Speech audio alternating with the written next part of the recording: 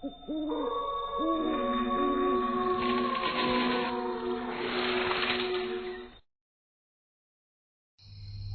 ध्रुव, रिया और वर्षा ये चारों कॉलेज के टाइम के दोस्त थे और कॉलेज के बाद सब लोग अपनी जॉब में इतने बिजी हो गए कि एक दूसरे से मिलने का समय ही नहीं मिला। न्यू ईयर आ रहा था तो सबने मिलने का प्लान बनाया और डिसाइड किया कि नया साल कश्मीर की वादियों में ही मनाएंगे। नितिन के पास अपनी गाड़ी थी तो रात को उन्होंने कश्मीर का सफर तय करना शुरू किया और अगली सुबह तक कश्मीर पहुंच गए। 31 दिसंबर का दिन था। वो बस रात को होने वाली न्यू ईयर पार्टी का इंतजार कर रहे थे। यार, कश्मीर तो सचमुच स्वर्ग है। यहाँ की सुंदरता देखकर तो मैं मंत्रमुग्ध हो गया हूँ। यार, पहाड़ी इलाके जितने सुंदर होते हैं वहाँ पर भूतों की घटनाएं भी उतनी ज्यादा होती है। मैंने सुना है कि कश्मीर में बहुत सी ऐसी जगह है जहाँ पर हमेशा लोगों को छलावा होता है और उस छलावे में फंसकर लोग मारे जाते हैं। अरे यार, तो क्यों हमें डराने की कोशिश कर रहा है? हम यहाँ पर न्यू ईयर सेलिब्रेट करने आए हैं, ना कि तेरी भूतिया कहानियाँ सुनने। अरे मैं तो बस सच बता रहा हूँ, तुम्हें नहीं मानना तो मत मानो। वो सभी न्यू ईयर की पार्टी के लिए कश्मीर में एक कैंपिंग साइट गए। वहां पर पहुंचकर उन्होंने अपने टेंट लगाए और बॉनफायर जलाने की तैयारी की। वो सभी बॉनफायर जलाकर उसके पास बैठ गए।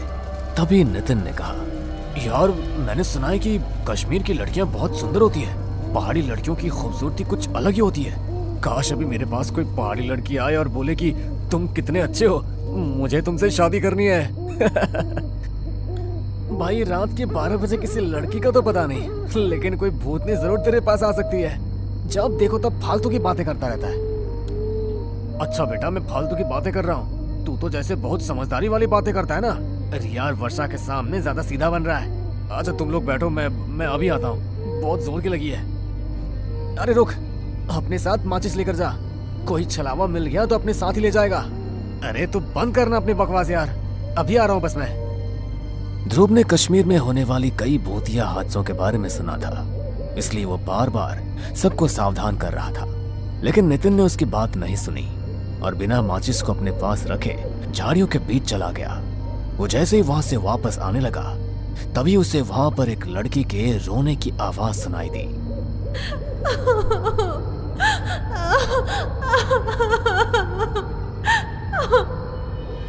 अरे, इतनी रात गए लड़की के रोने की आवाज। कहीं सचमुच यहाँ पर कोई छलावा तो नहीं है? जल्दी से निकलना पड़ेगा।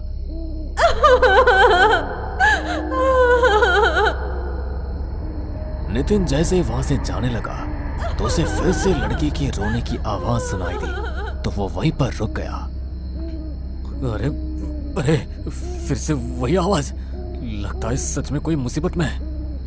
हाँ, मैं मुसीबत में हूँ। तुम इस तरह अचानक से मेरे सामने कैसे आ गई? अभी तक तो यहाँ पर कोई नहीं था। मेरी मदद करो। मैं तो बहुत समय से यहाँ पर किसी की मदद का इंतजार कर रही हूँ। अंधेरे की वजह से आप मुझे देख नहीं पाए। मैं बहुत मुश्किल में हूँ, प्लीज मेरी मदद कर दीजिए। शहर से आए हुए कुछ लड़के मेरे पीछे पड़ गए थे। बड़ी मुश्किल से अपनी जान बचाकर भागी हूँ। यहाँ पर अकेली रहती हूँ, कोई ऐसा है भी नहीं जिसके पास मैं मदद के लिए जा सकूं। आप मुझे अच्छे इंसान लगते हैं, आप मेरी मदद करेंगे ना? हाँ, तुम चिंता मत करो, तुम मेरे साथ चलो, तुम्हें कोई खतरा नहीं है। नितिन रास्ते भर उससे बातें करते हुए अपने दोस्तों के पास वापस आ गया। उसके दोस्तों ने उसे देखा तो हैरान रह गया। ये तुम क्या कर रहे हो नितिन? हाँ, मैं तो तुमसे इसे मिलवाना ही भूल गया। ये मुझे रास्ते में मिली। अरे कौन मिली? कोई भी तो नहीं है यहाँ पर। क्या? नितिन ने मुड़कर दूसरी तरफ देखा तो वहां पर कोई भी नहीं था। उसके पैरों तले से जमीन खिसक गई कि अभी तक जिस लड़की से वो बातें कर रहा था अचानक उसकी आंखों के सामने से वो कहाँ गायब हो गई। अरे इस तरह भूत बनकर क्यों खड़ा हो गया? बताना क्या हुआ? कहीं सच में तो तुझे किसी छलावे ने नहीं पकड़ लिया था ना? इस बार ध्रुव की बात सुनकर नितिन सच में डर गया और उसके कानों में दबी हुई आवाज पड़ी जो उसी लड़के की थी। अब तो तुम समझ ही गए होगे कि मैं कौन हूँ। चलोगे ना मेरे साथ? ये आवाज जैसे ही नितिन के कानों में पड़ी तो वो अचानक बौखला गया और वही लड़की अचानक से उसे खींचने लगी। जैसे ही सबने देखा तो वो बहुत ही भयानक थी। वो नितिन को खींचते हुए झाड़ियों की तरफ लेकर जा रही थी। तभी रिया ने अपना दिमाग लगाया और बॉनफायर में जल रही एक लकड़ी को उठाकर उसके ऊपर फेंक दिया। तो उसकी देखा देखी सभी ऐसा करने लगे। ऐसी बुरी चीजें आग से डरती है, इसलिए आग को देखकर वो वहां से गायब हो गई। तभी उन लोगों ने देर ना करते हुए नितिन को उठाया और जल्दी से सब गाड़ी में बैठ गए। नितिन बुरी तरह सहम चुका था, इसलिए ध्रुव ने गाड़ी स्टार्ट की और वो वहां से निकल गए। जल्दी गाड़ी भगाओ ध्रुव, हमें जल्द से जल्द इस पहाड़ी इलाके से निकलना होगा। अगर रास्ते में हमें कोई और छलावा मिल गया तो आज तो हम सब मारे जाएंगे। अरे भगवान के लिए इनका नाम मत लो, मुझे पहले बहुत डर लग रहा है वर्षा। बस भगवान का नाम लेते रहो और दुआ करो कि हम यहाँ से सही सलामत अपने घर पहुंच जाए। गाड़ी में सब बेहद डरे हुए थे। ध्रुव फुल स्पीड में गाड़ी भगा रहा था। तभी अचानक उसकी गाड़ी के सामने वही लड़की आकर खड़ी हो गई और उसका चेहरा देखते ही देखते बहुत भयानक हो गया। उसे गाड़ी के सामने देखकर ध्रुव अचानक बौखला गया और गाड़ी का बैलेंस बिगड़ गया। गाड़ी जाकर सामने के पेड़ में टकराने ही वाली थी, लेकिन ध्रुव ने थोड़ी हिम्मत की और अचानक गाड़ी को ब्रेक लगा दिया। ये क्या कर रहे हो तुम? सबको मार डालने का इरादा है क्या तुम्हारा? अरे वो लड़की अभी फिर से मेरी गाड़ी के सामने आई थी, उसे देखकर मैं हड़बड़ा गया। क्या? ये क्या बोल रहे हो तुम? वो लड़की अभी भी हमारे पीछे है? तब तो इसका मतलब यही है कि हम लोग अभी भी उसके छलावे में फंसे हुए और वो लड़की हमें जैसे चाहे वैसे घुमा रही है। वो कोई लड़की नहीं है वर्षा, ये छलावा है। वो जो चाहे वैसा रूप ले सकती है, इसलिए हमें बहुत सावधान रहना होगा। ध्रुव, तुम जल्दी से गाड़ी स्टार्ट करो और अगर इस बार कोई भी गाड़ी के सामने आए तो गाड़ी ना तो रोकना और ना ही हड़बड़ाना, बस गाड़ी आगे बढ़ा देना। ध्रुव ने अपने आप को थोड़ा समझाया और फिर से गाड़ी स्टार्ट की। इस बार उसने पहले से भी ज्यादा स्पीड से गाड़ी को भगाना शुरू किया। तभी अचानक से रिया की नजर गाड़ी के रियर मिरर पर पड़ी तो उसके होश उड़ गए, क्योंकि नितिन की आंखें पूरी तरह लाल हो चुकी थी और वो बड़े भयानक तरीके से हंसता हुआ रियर मिरर से उसी की तरफ देख रहा था। उसे देखकर रिया अचानक से चिल्लाई और उसके चिल्लाते ही नितिन उस पर झपट पड़ा। बचाओ, कोई बचाओ मुझे। वर्षा ने जल्दी से अपना हाथ में पहना हुआ रुद्राक्ष का ब्रेसलेट नितिन के माथे पर लगा दिया। तभी नितिन बुरी तरह तड़पता हुआ रिया से दूर हो गया और वो तीनों देर ना करते हुए गाड़ी से निकलकर वहां से भाग गए। हमें कुछ भी करके जल्दी से जल्दी यहाँ से निकलना होगा। अब तो नितिन भी उसकी चपेट में आ गया और अगर उसने हमें ढूंढ लिया तो वो हमें मार डालेगा। तुम्हारे हाथ का रुद्राक्ष का ब्रेसलेट कहाँ गया वर्षा? ओह माय गॉड, लगता है मेरा रुद्राक्ष वाला ब्रेसलेट गाड़ी में ही गिर गया। Oh no. वर्षा ने जैसे ही ऐसा बोला वैसे ही पीछे के एक पेड़ पर बैठे नितिन ने पीछे से उस पर हमला कर दिया और उसे घसीटता हुआ जंगल के अंदर ले जाने लगा। बचाओ, प्लीज बचाओ, ये मुझे मार डालेगा। रिया, क्या तुम्हारे पास कोई धार्मिक चीज है जिससे हम वर्षा को बचा सके? नहीं ध्रुव, सिर्फ वर्षा के पास ही रुद्राक्ष वाला ब्रेसलेट था जो गाड़ी में रह गया। हमें गाड़ी के पास जाकर वो ब्रेसलेट वापस लेकर आना होगा। अब वही ब्रेसलेट हमारी रक्षा कर सकता है। अरे लेकिन हम अगर वापस गए और नितिन ने हमें पकड़ लिया तो हम क्या करेंगे? कुछ ना कुछ तो करना ही पड़ेगा न ध्रुव, वरना वैसे भी हमारे पास बचने के लिए कुछ नहीं है। अगर हमें वो ब्रेसलेट मिल गया तो कम से कम हम अपनी जान तो बचा सकेंगे। दोनों ने हिम्मत की और भगवान का नाम लेते हुए गाड़ी की तरफ वापस जाने लगे। थोड़ी देर बाद वो दोनों गाड़ी के पास पहुंच भी गए। तभी रिया बोली, तुम यही रुको ध्रुव, मैं गाड़ी से रुद्राक्ष वाला ब्रेसलेट लेकर आती हूँ। रिया जैसे ही ब्रेसलेट लेने के लिए गाड़ी का दरवाजा खोलकर गाड़ी के अंदर गई, वैसे ही गाड़ी अचानक शुरू हो गई। रिया ने देखा तो नितिन गाड़ी चला रहा था और उसका पूरा चेहरा किसी प्रेत की तरह भयानक हो गया था। वो जोर जोर से हंसते हुए रियर मिरर से रिया को देख रहा था। तुझे क्या लगा कि तू बच जाएगी? लेकिन ऐसा नहीं होगा। अपने दोस्तों की तरह तुझे भी मैं अपने चपेट में ले ही लूंगा। यार, रिया गाड़ी में ब्रेसलेट ढूंढते हुए मदद के लिए चिल्ला ही रही थी और वहां ध्रुव किसी न किसी तरह रिया को उस छलावे के चंगुल से बचाना चाहता था। वो गाड़ी के पीछे पीछे भाग रहा था, लेकिन गाड़ी की स्पीड के आगे वो कुछ नहीं कर पाया। वो जानता था कि वो अब कुछ नहीं कर सकता, इसलिए वो हिम्मत हार कर अपने घुटनों पर बैठ गया और उसकी आंखों से आंसू निकल गए। हमारी मदद करो ऊपर वाले, इस छलावे ने हमें बुरी तरह अपने चंगुल में ले लिया है। हमें इसके चंगुल से निकाल और हमारी रक्षा कर। ध्रुव ने जैसे ही भगवान से यह प्रार्थना की, वैसे ही उसे अपने पीछे से कुछ आवाज सुनाई दी। उसने पीछे मुड़कर देखा तो नागा साधुओं की एक टोली वहां से गुजर रही थी। वो जल्दी से उनके पैरों में जाकर गिर गया। मेरी मदद कीजिए बाबा, छलावे ने मेरे 3 दोस्तों को अपने कब्जे में ले लिया है। मुझे उनकी जान बचानी है, मेरी मदद कीजिए। तुम चिंता मत करो बेटा, हमसे जितना बन पाएगा हम करेंगे। नागा साधुओं की टोली ने अपने हाथ में भभूति ली और कुछ मंत्र पढ़ते हुए रास्ते पर भभूति को दे मारा। तभी एक सीधी लकीर खींचती हुई बहुत आगे तक गई। हमें इस रास्ते पर आगे बढ़ना होगा। ध्रुव जल्दी जल्दी नागा साधुओं के साथ उस रास्ते पर बढ़ने लगा तो देखा उसकी गाड़ी एक जगह पर आकर रुक गई है। नागा साधु ने फिर से भभूति को अभिमंत्रित करके गाड़ी पर छिड़क दिया तो एक काला धुआं गाड़ी से निकलकर जंगल के अंदर जाकर समा गया। उन्होंने गाड़ी का गेट खोला और नितिन और रिया पर भी भभूति छिड़की और उन तीनों को अपने साथ अपने आश्रम ले गए। आपका बहुत बहुत धन्यवाद बाबा, आपकी वजह से आज हम तीनों सुरक्षित हैं। लेकिन हमारी एक दोस्त वर्षा अभी भी लापता है, हमें उसे ढूंढना होगा। मैं जानता हूँ बेटा कि तुम्हारी एक और दोस्त लापता है, लेकिन मुझे बड़े खेद के साथ कहना पड़ रहा है कि वो अब जिंदा नहीं है। छलावे ने उसे अपनी चपेट में लेकर खत्म कर दिया। तुम उसके लिए दुआ करना कि भगवान उसकी आत्मा को मुक्ति दे।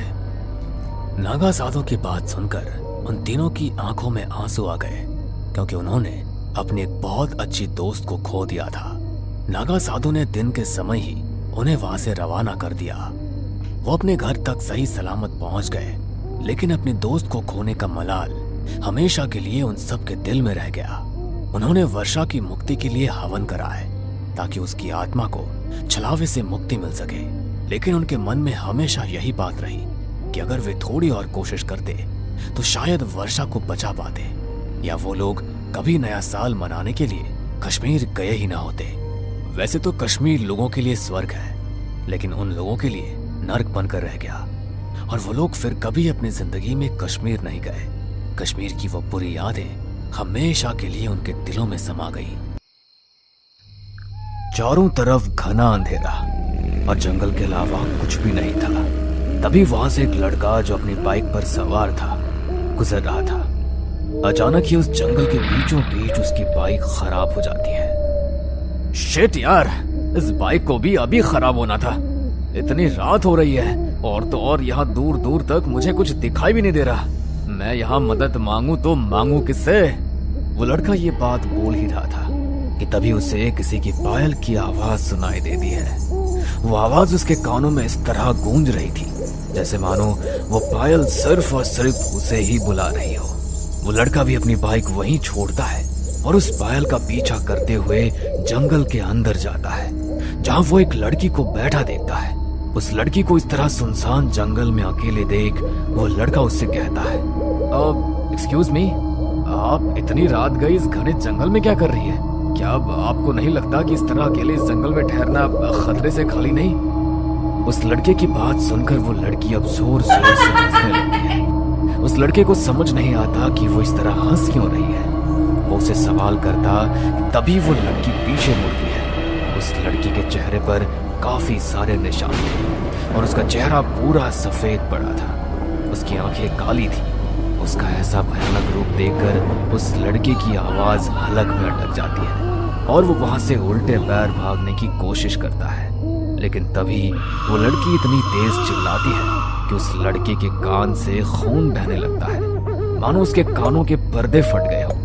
वो लड़का अपनी जान बचाते हुए वहां से भागने की कोशिश करता है, लेकिन तभी वो पिशाचिनी हवा में उड़ते हुए उसके सामने आ जाती है और हंसते हुए उससे कहती है, भाग के कहाँ जाएगा? किस हद तक भागेगा? लोग मेरे पास आते तो अपनी मर्जी से हैं, लेकिन वो जिंदा कभी नहीं वापस जाते।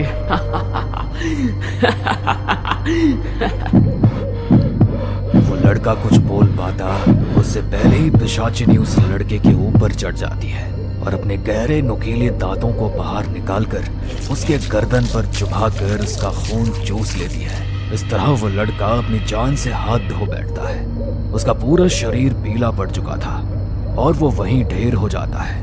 तभी वो पिशाचिनी उसका पैर पकड़कर खींचते हुए उसे हाईवे पर फेंक देती है। ये कहानी है सीलमपुर गांव की, जहां रात के समय कोई भी बाहर नहीं निकलता था, क्योंकि ऐसा माना जाता था कि रात के समय उनके गांव में एक ऐसी चीज भटकती है जिसकी कल्पना शायद किसी गांव वालों ने नहीं करी थी।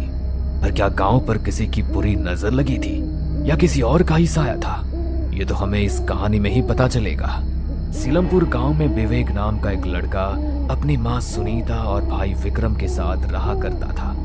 ऐसे ही एक दिन, माँ आज मैं शहर जा रहा हूँ और मुझे आने में थोड़ा लेट हो जाएगा, इसलिए तुम मेरे लिए रुकना मत और खाकर सो जाना। ये बात तो ठीक है विवेक, लेकिन अगर तुझे लगा कि तुझे आने में रात हो जाएगी तो एक काम करना, शहर में कहीं रुक जाना, क्योंकि रात के समय हमारा गांव सुरक्षित नहीं है। ये तुम अच्छे से जानते हो। क्या माँ, कैसी बात कर रही हो आप? ऐसा कुछ नहीं है। अच्छा मैं चलता हूँ। इतना बोलकर विवेक शहर के लिए रवाना हो जाता है और शहर में अपना काम खत्म कर घर आने लगता है। पर उसको घर आते आते शाम हो जाती है, लेकिन अब भी उसका गांव 10 किलोमीटर दूर था। विवेक जंगल के रास्ते को देख खुद से कहता है, अगर मैं हाईवे से जाऊंगा तो मुझे 3-4 घंटे लग जाएंगे। क्यों ना मैं ये शॉर्टकट अपना लूं? इस जंगल के रास्ते में अपने गांव भी जल्दी पहुंच जाऊंगा और माँ गुस्सा भी नहीं करेगी। जंगल के रास्ते वो घर जल्दी पहुंच जाएगा, ये सोचकर वो जंगल का रास्ता अपना लेता है। वो थोड़ी ही दूर चलता है कि तभी उसको किसी के रोने की आवाज आती है। इतने घने जंगल में कौन रो रहा है और आखिर वो यहाँ कर क्या रहा है? विवेक उस रोती हुई आवाज का पीछा करता है। थोड़ी दूर चलने पर उसे एक लड़की बैठी हुई नजर आती है, जो अपने घुटने पर अपनी सर को टेक कर रो रही थी। उस लड़की को देख विवेक अपने बैग से पानी निकालता है और उसे देते हुए कहता है, सुनिए, आप इस तरह रो क्यों रही है? और तो और आप अकेले इस जंगल में क्या कर रही है? अरे इस जंगल में किसी जानवर ने आपका शिकार कर लिया तो? विवेक की बात सुनकर वो लड़की अपना चेहरा ऊपर उठाती है। उस लड़की की आंखें पूरी तरह लाल थी, पर विवेक उसकी लाल आंखों को इग्नोर करते हुए उसको पानी देता है। देखो, रोते रोते पूरी आंख लाल कर ली है तुमने। ये लो पानी पियो। मैं पानी नहीं पीती, मुझे पानी नहीं चाहिए। यार ये सही है, अपना गुस्सा तुम खाने पीने पर निकाल रही हो। एक काम करो, तुम मेरे साथ चलो। विवेक की बात सुनकर उस लड़की के चेहरे पर स्माइल आ जाती है और वो उसके साथ उसके घर जाने के लिए तैयार हो जाती है। कुछ देर बाद विवेक और वो लड़की दोनों ही विवेक के घर चले जाते हैं, जहाँ सुनीता उस लड़की को देख विवेक से कहती है, विवेक, ये कौन है? माँ ये कौन है ये तो मुझे भी नहीं पता, लेकिन ये एक लड़की है। तुम्हें पता है, ये मुझे जंगल में रोती हुई मिली थी। जंगल में? तू जंगल के रास्ते से आया था? अरे तेरी बुद्धि पर पत्थर पड़ गया है क्या? एक तो तुझे इस लड़की का नाम नहीं पता, ऊपर से तू इसे जंगल से लेकर आया है। अरे नालायक, तुझे मालूम नहीं उस जंगल में एक पिशाचिनी रहती है जो लोगों का खून चूसकर उसको मार डालती है। कहीं ये लड़की वही पिशाचिनी तो नहीं है? हे लड़की, सच बता, तू पिशाचिनी तो नहीं है ना? अगर तू पिशाचिनी है तो मेरे घर से चली जा, क्योंकि मैं तुझे मेरे घर को कुछ नहीं करने दूंगी। आंटी जी, आप ही कैसी बातें कर रही हैं? वो तो मेरे घर वालों ने मुझे घर से निकाल दिया था, इसलिए मैं उस जंगल में रो रही थी। लेकिन भला हो विवेक जी का, जो इन्होंने मेरी मदद करी। आंटी जी, अगर आपको ऐसा लग रहा है कि मैं कोई पिशाचिनी हूँ तो मैं यहाँ से चली जाती हूँ। इतना बोलकर पिशाचिनी पीछे मुड़ती है और अपनी आंखों को काली कर अपने दांत बाहर निकालने लगती है। पर तभी विवेक बीच में बोल पड़ता है, माँ ये आप कैसी बातें कर रही है? देखो रात ज्यादा हो रही है, अगर आपको इसे घर से बाहर ही करना है तो सुबह कर देना। एक जवान लड़की को इस तरह घर से बाहर निकालना सही नहीं है। पिशाचिनी अपने रूप को नॉर्मल करते हुए दोबारा सुनीता की तरफ मुड़ जाती है। उसकी आंखों में मासूमियत देखकर अब सुनीता को भी लगने लगता है कि वो कोई पिशाचिनी नहीं बल्कि एक आम इंसान है और वो उसे अपने घर में पनाह देने के लिए तैयार हो जाती है। सभी लोग खाना खाकर सोने के लिए जाते हैं, लेकिन इस दौरान वो पिशाचिनी खाना नहीं खाती। देर रात सभी सो रहे थे, तभी वो पिशाचिनी उठती है और हवा में उड़ने लगती है। उसके काले खुले बाल हवा में लहरा रहे थे। वो पिशाचिनी उड़ती हुई सिर्फ और सिर्फ विवेक के इर्द गिर्द घूम रही थी। कुछ देर बाद पिशाचिनी आराम से विवेक के करीब बैठी है और धीरे धीरे उसकी गर्दन के पास अपने नुकीले दांतों वाला मुंह ले जाती है। अचानक विवेक की आंख खुल जाती है और वो इस लड़की को अपने इतने करीब देखकर एकदम उठकर पीछे हो जाता है। ये आप क्या कर रही थी? आप मेरे इतने करीब? वो मुझे माफ कर देना। मैं वो दरअसल मेरे पास कोई जवाब नहीं है, पर मैं आपसे प्यार करने लगी हूँ। इन कुछ घंटों में आपने जिस तरह से अपने घर वालों से मेरे लिए लड़ाई करी है और जितनी मेरी केयर करी है, ये सब देखकर मुझे आपसे प्यार हो गया है।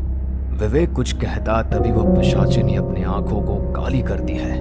विवेक भी उसकी आंखों में खो जाता है और वो उसके सम्मोहन में आ जाता है। अब अगले दिन विवेक उस पिशाचिनी से शादी करने की बात करता है। माँ, मैं नेहा से शादी करना चाहता हूँ। मैं नेहा को प्यार करने लगा हूँ। मैं इसको अपनी पत्नी बनाना चाहता हूँ। अरे मत मारी गई है क्या तेरी? बिना सोचे समझे कोई भी फैसले लिए जा रहा है। तुझे इसका नाम भी अभी तक नहीं पता लगा, ना इसके खानदान का पता, ना परिवार का पता, और तू इससे शादी करने की बात कर रहा है। विवेक पिशाचिनी के कब्जे में था, इसलिए विवेक अपनी माँ के सिंदूर को उठाता है और पिशाचिनी यानी नेहा की मांग में भर देता है। ये देख सुनीता अपने सर पर हाथ रख लेती है। अब ना चाहते हुए भी उसको उसे अपनी बहू के रूप में स्वीकार करना पड़ता है। देखते ही देखते 3 दिन गुजर जाते हैं और इस 3 दिन के दौरान विवेक के घर वालों को पता लगता है कि नेहा पेट से है। शादी को अभी 3 दिन भी ठीक से नहीं हुए और ये इतनी जल्दी पेट से है। सुनीता अपने ही सवाल का जवाब ढूंढने लगती है। वो जानना चाहती थी कि उसके घर में जो आई है वो आखिर कौन है। बस यही जानने के लिए वो देर रात उठकर अपने कमरे में बैठी होती है कि तभी उसके कानों में किसी की बुदबुदाहट की आवाज सुनाई देती है। वो इस आवाज को गौर से सुन रही थी और वो आवाज कहीं और से नहीं बल्कि बाहर गांव से आ रही थी। सुनीता अपने कमरे में खिड़की खोलकर बाहर देखती है, जहां उसकी बहू अपने बालों को खोलकर आसमान में उड़ रही थी और अचानक ही वो खिड़की के पास आ जाती है। सच में आखिरकार तुमने मेरी सच्चाई देख ली, लेकिन कोई बात नहीं, मैं हर उस इंसान को मौत के घाट उतार दूंगी जिसको मेरे सच के बारे में पता चलेगा। इतना बोलकर वो पिशाचिनी एक काले धुएं में तब्दील हो जाती है और खिड़की द्वारा अंदर आ जाती है और एक बार फिर वो अपना भयानक रूप ले लेती है, जिसके बाद वो पिशाचिनी अपने दांतों को निकालकर अपनी सास की गर्दन पर काटकर उसका सारा खून पी जाती है। लेकिन ये सब कुछ दूर खड़ा विक्रम देख लेता है। तुम मेरी भाभी नहीं बल्कि एक पिशाचिनी हो। माँ ठीक बोलती थी कि तुम कोई मामूली इंसान नहीं हो। मैं तुम्हारी सच्चाई सबको बता दूंगा। मेरी सच्चाई तू तब बताएगा ना जब तू सच बताने के लिए जिंदा बचेगा। विक्रम जैसे ही पिशाचिनी की ये बात सुनता है, वैसे ही वो अपने कदमों को अपने भाई के कमरे की तरफ दौड़ाता है और भागते हुए अपने भाई के कमरे में जाता है और अपने भाई को सब कुछ बता देता है। ये जानने के बाद विवेक को जरा सी भी हैरानी नहीं होती। मैं जानता हूँ विक्रम कि नेहा कोई आम इंसान नहीं बल्कि एक पिशाचिनी है। पिशाचिनी भैया, अगर आपको ये सब कुछ पता था तो आपने हमें कुछ बताया क्यों नहीं? हम लोग गांव वालों के साथ मिलकर इस पिशाचिनी का कुछ। विक्रम आगे कुछ कहता, उससे पहले उसकी नजर विवेक की गर्दन पर जाती है, जहां उसकी गर्दन पर पहले से ही दांत के निशान होते हैं। वो दांत का निशान देख विक्रम को ये समझते देरी नहीं लगती कि उसका भाई भी कोई मामूली इंसान नहीं बल्कि एक पिशाच बन चुका है। भैया मैं समझ गया, इतना बोलकर विक्रम वहां से भागने की कोशिश करता है, पर तभी विवेक उसका पैर पकड़कर खींच लेता है और विक्रम वहीं गिर जाता है और उसके पैरों पर विवेक काट लेता है। लेकिन फिर भी विक्रम हिम्मत नहीं हारता और एक बार फिर उठकर भागने की कोशिश करता है और इस बार वो भागने में कामयाब भी हो जाता है और वो अपने सभी गांव वालों को इकट्ठा कर सभी को सब कुछ सच बता देता है। ये जानने के बाद सभी गांव वाले अपने हाथ में आग की मशाल लेकर आते हैं और विक्रम के घर को जला देते हैं। विक्रम के घर में विवेक और वो पिशाचिनी जल रहे थे, पर तभी वो पिशाचिनी अपने पेट पर एक जादू करती है, अपने पेट से अपना बच्चा निकालकर बाहर की तरफ फेंक देती है और इस तरह उन दोनों का अंत वहीं हो जाता है। लेकिन क्या सच में ये अंत था या यहाँ से शुरुआत थी एक नई कहानी की? हमें पूरा यकीन है दोस्तों कि आप लोगों को ये कहानी ज़रूर पसंद आई होगी। अगर आपके साथ भी कुछ ऐसे अनकहे किस्से हो चुके हैं तो प्लीज़ हमारे साथ शेयर करें, हम ज़रूर अपने चैनल पर उनको दिखाएंगे। हमारी ईमेल आईडी नीचे डिस्क्रिप्शन बॉक्स में दी गई है, तो प्लीज़ हमारे वीडियो और चैनल को शेयर एंड सब्सक्राइब करें और बने रहे हमारे साथ ऐसे ही अनकहे किस्से और कहानियाँ सुनने के लिए।